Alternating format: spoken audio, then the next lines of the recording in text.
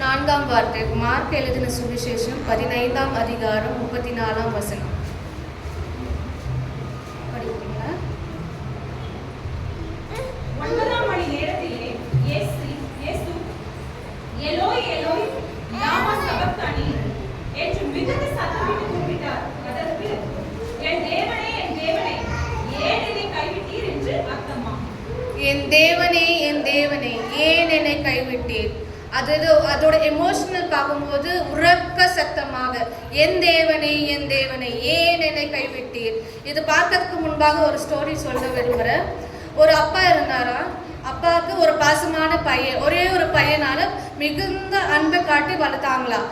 அந்த பையனும் தன் அப்பாவோட பாசத்துக்கு நிகரான விசுவாசத்தோடு இருந்தாங்களாம். இருவரும் ஒரே சிந்தையுடையவர்களாக இருந்தாங்களாம். அப்போ ஒரு முறை அவங்க ரோட்டில் நடந்து செல்லும் போது எதர்ச்சியா ஆக்சிடென்ட் ஆயிடுதான். அப்போது ஆக்சிடென்ட் ஆகும்போது தலையிலேருந்து கால் வரைக்கும் அந்த பையன் ரத்த வெள்ளத்தில் இருக்கிறது தன் தகப்பன் கண்டு அந்த கர்ப்ப வேதனை காட்டிலும் அதிகமாக வேதனைப்பட்டாங்களாம். ஐயோ, பாசத்தோடு வளர்த்த என் பிள்ளை என் கண்கள் முன்பாக இந்த வேதனையில இருக்கிறாங்களே, பாசத்தோடு நேசமாக வளர்த்த என் நேசகுமாரன் இந்த வேதனையில இருக்கிறாங்களே, இந்த ரத்த கோலத்துல நான் பாக்குறேன்னு சொல்லிட்டு ரொம்ப அந்த தகப்பன் வேதனைப்பட்டாரா. அப்போ ஆம்புலன்ஸ்ல போகும்போது தகப்பன் சொன்னாரா, நான் உன்னோட கூட இருக்கிறேன், நீ பயப்படாத, நான் உன்னை கைவிட மாட்டேன், என்றைக்கும் நான் உன்னோட கூட இருக்கிறேன்னு கரத்தை பிடிச்சாரா. அதே பிள்ளை அந்த பிள்ளையும், அப்பா நீ என் கூட இருக்கிறீங்க, அதனால எனக்கு எந்த பயமே இல்லை, அந்த வேதனையில இருக்கும் போது கூட என் தகப்பன் என்னோட கூட இருக்கிறார், அந்த வேதனையில் இருக்கும் போது கூட என் தேவன் என்னோட கூட இருக்கிறார். அந்த பிள்ளை அந்த தகப்பனோட கையை இறக்கமா பிடிச்சிட்டாங்களாம். அப்போ ஹாஸ்பிட்டலுக்கு போகும்போது ஹாஸ்பிட்டலில் அந்த காயத்துக்கு மருந்து போட்டாங்களாம். மருந்து போடும்போது அதிக வேதனை ஆயிடுச்சு அந்த மகனுக்கு. நான் தாங்க முடியாத வேதனை இது, எனக்கு இது வேதனை கொஞ்சம் கூட சகிக்க முடியலையே என்று உறக்க சத்தமாக அந்த மகன் கத்தும் போது தன் தகப்பனுக்கு பார்க்க சகிக்கலையா, பார்க்க முடியலையா, என் பிள்ளை இப்படியாக கத்துறாங்க, தன் கரத்தை விட்டுட்டு தன் முகத்தை தன் பிள்ளைக்கு மறைச்சிட்டாராம். அந்த நிமிடம் அந்த பிள்ளை மறைத்து போனானா. அந்த பாசம் எப்படியாப்பட்டது பாருங்க. என் தேவனே ஏன் என்னை கைவிட்டு, ஏன் கர்த்தர் இந்த இடத்துல தேவனே என்று ஏன் கூப்பிடணும். நம்ம ஒரு அதிகாரத்தை படிக்கலாமா? ஏசாயா 59ஆவது அதிகாரம் 2வது வசனம். உங்கள் அக்கிரமங்களை உங்களுக்கும் உங்கள் தேவனுக்கும் நடுவாக பிரிவினை உண்டாக்குது.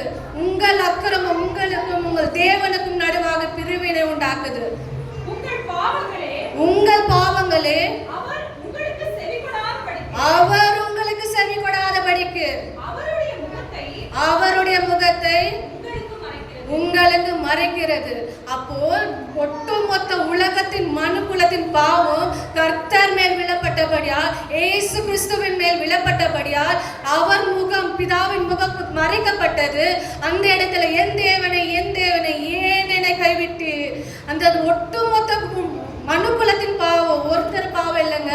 நம்ம நிறைய தருவ சொல்லியிருப்போம், இந்த பாவி பாரு எத்தனை அக்கிரமம் செய்யறான், இவனுக்கு நல்ல மரணமே வராது, இவன் எவ்வளோ பாவம் செய்யறான், இவனுக்கு நல்ல சாவே வராது. அந்த சாவை கர்த்தர் ஏற்றுக்கொண்டு நமக்கு ஜீவனை கொடுத்திருக்கிறார். நமக்கு என்னவா கொடுத்திருக்கிறார்? ஜீவனை கொடுத்திருக்கிறார். இதே நீங்க ஆதியாகத்துல ஆதாம் ஏவாள ஸ்டோரியை பார்க்கும்போது, ஆதாமும் ஏவாளும் பாவத்தின் நிமித்தம் நிர்வாணியா ஆக்கப்பட்டார்கள். நம்மளோட மொத்த பாவம் அவர் மேல விழப்பட்டபடியா அவர் நிர்வாணமாக்கப்பட்ட ஒரு துணி கூட இல்லைங்க. நமக்கு பிலிம்ல காண்பிடுத்தா ஒரு துணி போட்டிருக்காங்க. பாஸ் நிறைய தடவை சொல்லியிருப்பாரு, ஒரு துணி இல்லாதபடி நிர்வாணமாக்கப்பட்டார். அவருடைய பரிசுத்த ஆடையை யாருக்கு கொடுத்தாரா? நம்மளுக்கு கொடுத்தார். ஆமே. நான் பரிசுத்தமாகும்படியாக என் பிள்ளைகள் நிர்வாணியாக நான் பார்க்க மாட்டேன், என் பிள்ளைய பரிசுத்தமாக நான் பார்ப்பேன். என் பிள்ளைங்களை அசிங்கப்படுவது எனக்கு சித்தம் இல்லை, அவங்களுக்கு பதிலாக நான் அசிங்கப்படுறேன், நான் வேதனைப்படுறேன். என் பிள்ளைங்கனால இதை சகிக்க கூடாது, எங்க பிள்ளைங்கனால இதை தாங்க முடியாதுன்ட்டு அவரு சிலுவையில் நிர்வாணமாக்கப்பட்டாரா. நம்மளுடைய பாவத்தை சுமந்தபடியால் அவர் நிர்வாணமாக்கப்பட்டார். நம்மளுக்கு அவருடைய பரிசுத்த ஆடையை கொடுத்திருக்கிறார். ஆமே. அதே மனமாக ஆதியில பலி செலுத்தும் போது அந்த கேத்ரு மரம், அது தப்பா இருந்த மனுஷங்க, அந்த மரம் பேர் எனக்கு தெரியல. அந்த மரத்துல இறைச்சி, அதாவது மாட்டு இறைச்சி அதில் வச்சு தகன பலி செலுத்துவாங்களாம். ஏன் பர்டிகுலரா அந்த மரம்னாக்கா, அந்த இறைச்சி கொளுத்தும் போது ஒரு மாதிரி துர்வாசனை வீசுமா. எங்கோ துர்வாசனை வீசணும் பண்ண யாரும் நிற்க முடியாது அந்த இடத்துல. ஸோ அந்த இறைச்சியை அந்த அந்த பர்டிகுலர் மரத்தில் தான் அவங்க கொளுத்துவாங்களாம். அந்த மரம் என்ன பண்ணுமா, அந்த சந்தன கட்டை பார்க்கல அந்த மரத்து இது வாசனை நல்லா இருக்குமா. ஸோ அதே மரத்தில் தான் ஏசப்பா சிலுவையில் தொங்கினாராம். ஸோ நம்மளுக்காக துர்வாசனையாக அவர் பலியானார், நம்மளே நர்வாசனையாக சுகந்த வாசனையாக வீசத்தக்க நம்மள சுகந்த வாசனை வீசும்படியாக அவரு சிலுவையில் துர்வாசனையாக தொங்கினார். ஆமென். ஆனா நம்ம பதிலுக்கு என்ன தெரியுமா ஏசப்பா கொடுக்குறோம்? என்ன கொடுக்குறோம் சொல்லுங்க? நம்ம சுகந்த வாசனையா இருக்கிறோமா? நம்ம ஜீவனுள்ள வாசனையா இருக்கிறோமா? கர்த்தர் குறித்த பரிசுத்தம் நம்ம கிட்ட இருக்கிறதா? கர்த்தர் குறித்த ஆவி நம்ம கிட்ட இருக்கிறதா? இல்லைங்க. ஒரு ஸ்டோரி சொல்றேன். இது உண்மையாக நடந்த ஒரு ஸ்டோரி. ஒரு விசுவாசி இருந்தாங்களாம். அவங்களுக்கு ஒரு கனவு வந்துச்சான். 2 கரங்களையும் ஆணிகள் அடிக்கப்பட்டதாகவும் கால்களையும் ஆணிகள் அடிக்கப்பட்டதாக ஒரு கனவு வந்துச்சா. அந்த ஆணிலேருந்து ரத்தம் வலிதான். ஏசப்பா தொங்கிங்கிறாரா, ரத்தம் வலிதான். அந்த மனிதர் என்ன பண்றாரா, போயிட்டு சிலுவையை குலுக்குறாராம், பயங்கரமா குலுக்குறாராம். அது வேதனை இன்னும் அதிகமா இருந்துச்சா ஏசப்பாவுக்கு. வலியில ரத்தம் இன்னுமாக வலிதான், இன்னுமாக ரத்தம் தாசியாகும். வேதனையில ஏசப்பா கத்துறாராம்.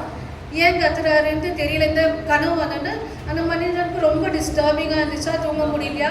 சரி, ஒரு அவுட்டோர் மீட்டிங் போகும்போது பாஸ்டர் கிட்ட முடிஞ்சோன்னு சொன்னாரா, இந்த மாதிரி கனவு வருது பாஸ்டர் அப்படின்னு சொன்னது. அவர் ஜெபம் பண்ணி சொன்னாரா, உன்னுடைய பாவமும் என்னுடைய பாவமும் அந்த சிலுவை வேதனை காட்டிலும் அதிகமாக ஒரு வேதனை மூட்டிக்கொண்டே இருக்கிறது. எப்படியா?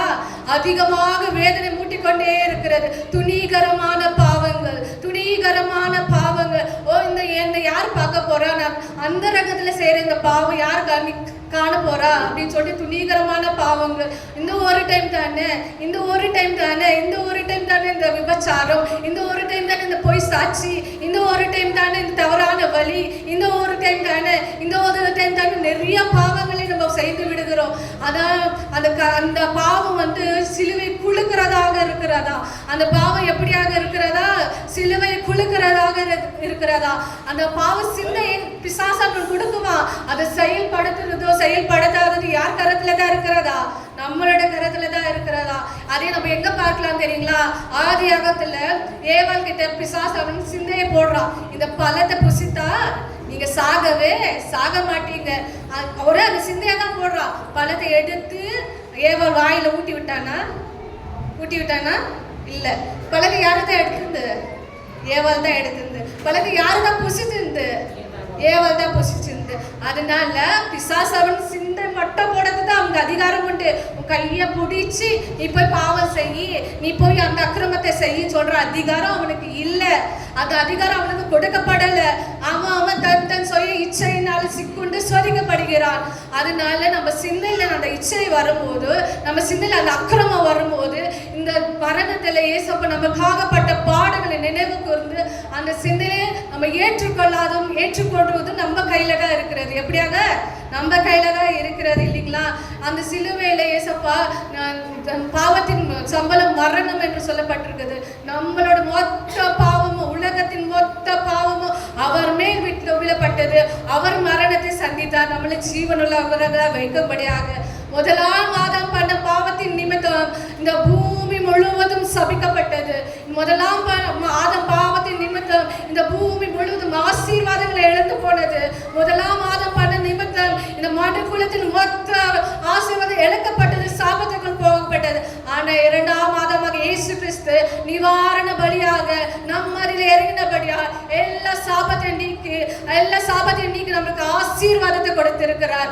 அதே 3ஆம் ஆதாமாக இயேசப்பா வரும்போது அந்த ராஜரீக அதிகாரம் நியாயாதிபதி ஸ்தலத்தில் இறங்கி வரப்போகிறார்.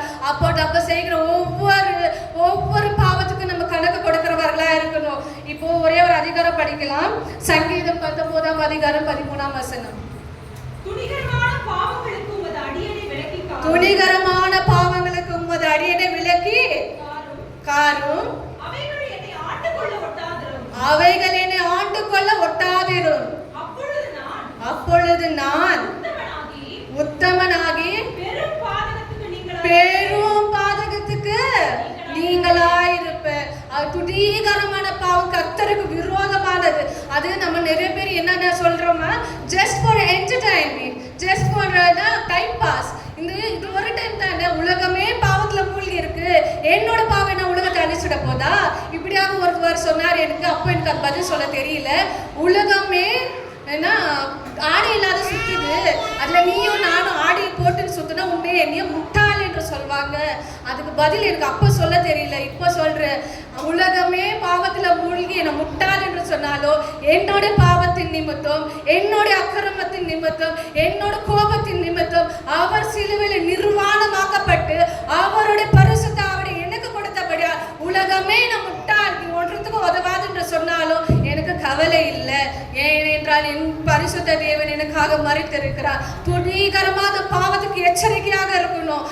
நான் சொல்றேன் நல்ல கேளுங்க, துணிகரமான பாவத்துக்கு இது பாவம் என்று தெரிஞ்ச பிறகு நம்ம துணிகரமாக செய்யறோமே அந்த பாவத்துக்கு நம்ம எச்சரிக்கையா இருக்கணும். எப்பொழுது எச்சரிக்கையா இருக்கணும். பிசாசு கையை பிடிச்சு நீ வாமா இங்க போல அந்த பாவம் செய்யறேன்னு அவனுக்கு சொல்ற அதிகாரமே இல்லை. நம்ம தான் பிசாசு பெருசா நிட்டு இருக்கோம். ஆனா பிசாசு தலையை நசுக்கினவர் தேவன். சிலுவையில பிசாசின் தலையை நசுக்கினவர் தேவன். ஒரே வாழ்க்கைக்கு நம்ம பயந்து உட்கார்ந்து இருக்கிறோம். அந்த பிசாசை நசுக்கின தேவன் பெரிய தேவனா இருக்கிறபடியா கர்த்தருக்கு பயந்து பாவத்துக்கு விலகி அவர் வரும்போது நியாயாதிபதி ஸ்தலத்துல அவர் நிற்கும் போது அந்த இடத்துல நாம நிற்க கூடாது. ஆண்டவரே உங்க பிரியமாக இருக்கணும் என்று எல்லா பாவத்துக்கு நம்ம ஒப்பு கொடுத்து இன்றைக்கு ஒரு மனம் திரும்புதல் காணணும். இன்றைக்கு ஒரு பாவம் மன்னிப்பு அறிக்கை, எனக்கு துணிகரமான பாவம் எனக்கு வேண்டாம் இயேசப்பா, சிலுவையில எனக்காக பட்ட வேதனை ஆண்டவரே, 150 ஆழமான காயங்கள் முதுவில்லை, 150 ஆழமான காயங்கள் முதுவில்லை, உடம்பு முழுவதும் 5480 காயங்கள், 6.5 liters of blood சேர்த்திருக்கலாம். 17 அவர் தாகமாக இருந்தாரா. எத்தனை பாடுகள் தெரியுங்களா? இன்னுமாக கெத்செமனே தோட்டத்துல நீங்க பார்க்கும்போது அவரு இந்த பாத்திரம் என்னை விட்டு நீங்குமானால் நீங்க செய்யும் என்று சொல்றாரு. எந்த பாத்திரங்க? இந்த என்ன சிலுவையில் அடிக்க போறாங்க அந்த பாத்திரமா, இல்லை என்ன அவமானப்படுத்த போறாங்கன்ற அந்த பாத்திரமா, இல்லை என்ன நிர்வாணியாக்க போறாங்கன்ற அந்த பாத்திரமா? இல்லைங்க, அதுதான் நம்ம சொல்லப்பட்டிருக்கு. உலக தோற்றத்துக்கு முன்பாக அடிக்கப்பட்ட தேவ ஆட்டுக்குட்டி. அவர் உலகத்தின் தோற்றத்துக்கு முன்பாக நமக்காக அடிக்கப்பட்ட தேவ ஆட்டுக்குட்டியானவர். அவரு சொல்றது அது பாத்திரம் அவருக்கு தெரியும். சிலுவையில் என்ன இந்த டைம்ல பிதாவனர் கைவிட்டப்பட வேண்டிய கட்டாயம். ஏன்னா பரலோகத்துக்கும் பாவத்துக்கும் சம்பந்தம் இல்லை. ஒருவன் பாவம் செய்தா அவனுக்கு பரலோக சம்பந்தம் இல்லை. சோ அந்த கட்டாயத்துல ஒருவராக இருந்தார், இருவரும் பிரிய வேண்டிய கட்டாயத்துல அந்த வார்த்தை சொல்றாரு. உறக்க சத்தமா சொல்றாரு. ஹை டிப்ரெஷன் இருந்தாங்க. ஏசப்பாக்கு அந்த வார்த்தை சொல்லும் போது ரொம்ப ஹை டிப்ரெஷன்ல, அது சயின்டிஃபிக்கா பார்த்தோம்னா அது பேர் ஹீமோட்டோஹைட்ரைசிஸ். அதாவது தன்னுடைய ரத்தம் வேர்வை துளியாக வெளியே வந்ததா. அது ரொம்ப வேதனைப்பட்டாராம். என் பிதா என்னை கைவிட போறாரு, என் பிதா என்னை மறுதளிக்க போறாரு இந்த நேரத்துல. அதுதான் ஸ்டார்டிங்ல என் பிதான்னு எண்டில் என் பிதான்னு தேவனே என் தேவனே. அது தேவன் நியாயாதிபதி ஸ்தலத்திலையும் பிதாவுடைய நியாய தீர்ப்பிலே நின்று இருந்தாரு. அதனால அந்த வார்த்தை சொன்னார், நமக்காக பிதாவை பிரிஞ்சு நமக்காக எத்தனை பாடுபட்ட தேவனை நம்ம எப்பொழுதும் அவர் கிருபை எப்பொழுதும் நம்மளோடு கூட இருக்கும்படியாக நம்ம துணிகரமான பாவத்துக்கு விலகி காத்துக்கொள்ளணும் நம்ம ஆத்மா. இந்த வாய்ப்பு கொடுத்த தேவனுக்கு ஸ்தோத்திரம், பாஸ்டருக்கும் ஸ்தோத்திரம்.